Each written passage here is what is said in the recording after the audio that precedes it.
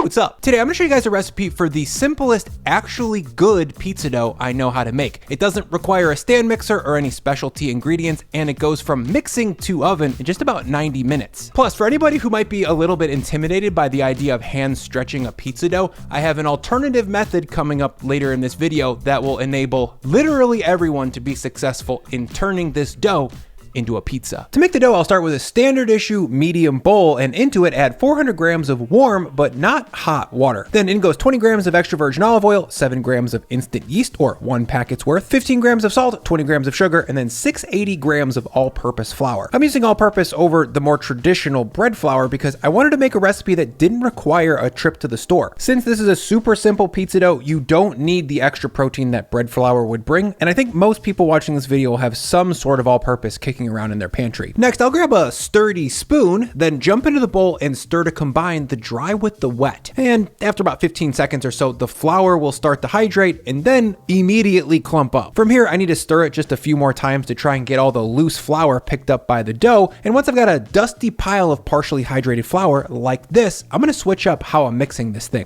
The next step to finish mixing this dough is to come back with a soaking wet hand and to jump in and start squeezing to get this very shaggy, very dry dough mixed into something that we would actually call pizza dough. I chose to mix this dough by hand instead of using a stand mixer for two main reasons. Number one is that most people watching this video don't own a stand mixer. And if I wanted to make the easiest pizza dough ever, I would want to include them as well. Number two is that there's really no advantage to using a stand mixer for this. It doesn't add any strength that we can't add ourselves by hand. It just mixes things together a little bit more efficiently and just a little bit more evenly. And once this dough is mixed up relatively homogeneously, I'm gonna pop on a lid and ferment it on the counter for 30 minutes. 30 minutes later, it's time to develop the gluten network necessary to build this into a pizza. I'll start with a wet hand, yet again, to keep the dough from sticking to me. Then I'll jump into the bowl, grab a corner of the dough and pull it out as far as I can without tearing. Then I'll fold it back over itself and repeat that fold 4 to 5 more times. This folding action layers the gluten on top of itself in a crisscrossing pattern, which is just as, if not more effective than using the mechanical force of the stand mixer in developing strength. Once I've got 5 or 6 folds into this dough, I'm gonna flip it over so that the folded seams are underneath. Then I'll do a little bit more strengthening by rounding the dough into a tight ball. For this, I'm reaching under the dough and rounding it off from 10 to 3 or 4 o'clock while tucking the dough under itself to create more tension. I'll give this dough another 5 or 6 tucks, and at that point I've got a dough ball that has all of the gluten that it needs to be stretched and baked into a crusty, bready pizza. From here, I'm gonna pop the lid back on and ferment this on the counter for 60 more minutes. In the meantime, I wanna thank Bob's Red Mill for sponsoring this video and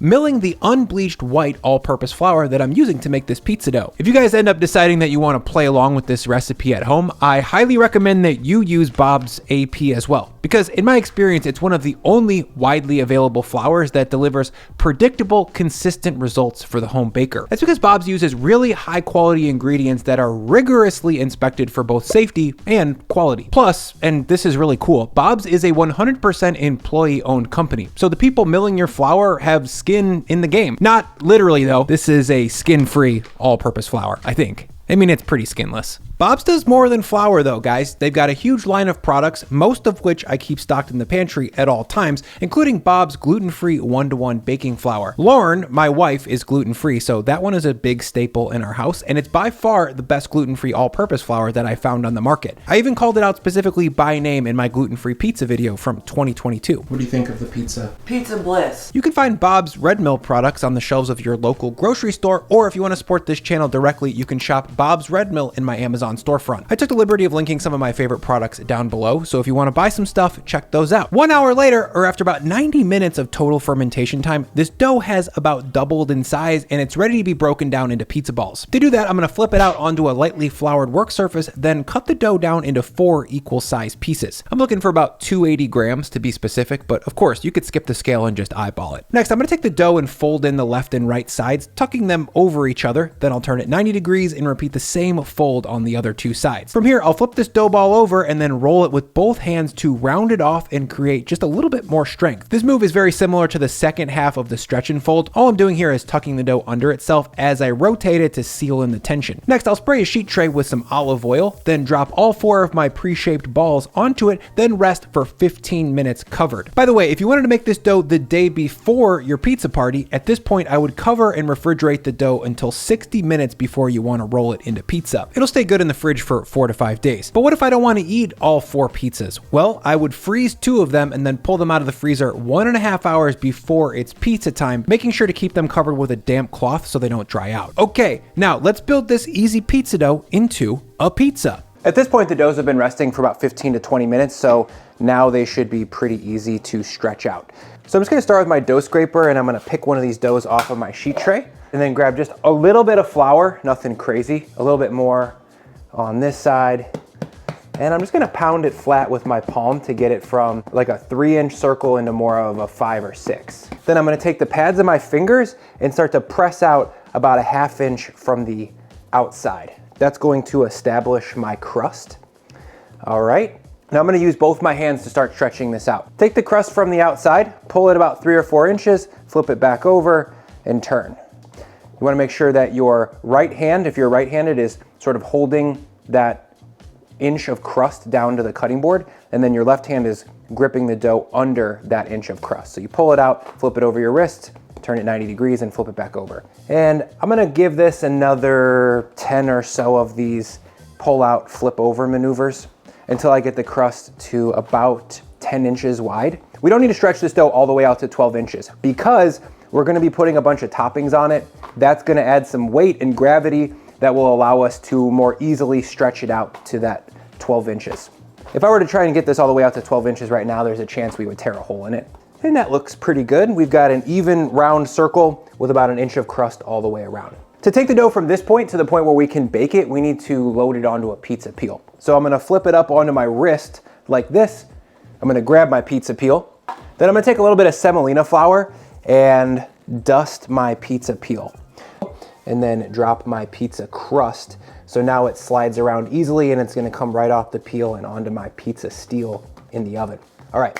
First step is sauce. The sauce that I'm using here is my basic pizza sauce. I've used it in a bunch of different videos, and it's essentially crushed tomatoes with some tomato paste and dried herbs and a little bit of sugar. Then I'm gonna take some full fat mozzarella cheese and sprinkle on a pretty generous amount. In total, maybe a 1/2 cup of cheese spread out to the edge. And if there's any extra stuff here, just kick that out of the way so it doesn't get caught up under the crust. Next up, we're gonna add some very simple pre-sliced pepperonis.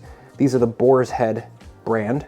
I like to go kind of hard because Ronies are sick. Okay, now once everything's on the pizza, there's one more final step. At this point, it's only about 10 inches and we want to get it to 12. I'm gonna come under with my fingertips and just very gently stretch this pizza out that last 10 to 20%. I'm gonna give the peel a quick shake to make sure we're not stuck, and we are a little bit stuck here. So I'm gonna grab a little bit of semolina flour and just throw that underneath. And that should, yeah. Now it's sliding nice and free. Okay, now I'm gonna load this into my 550F oven.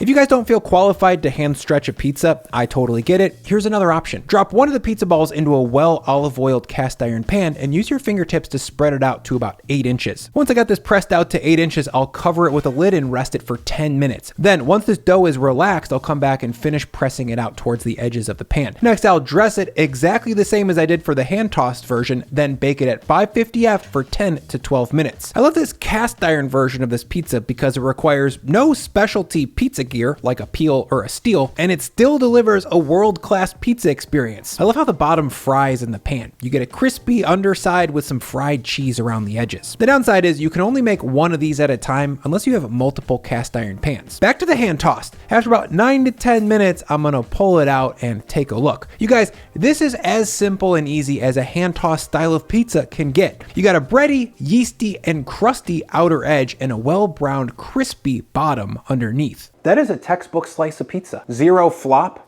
as Portnoy would say. Dude, that tastes great.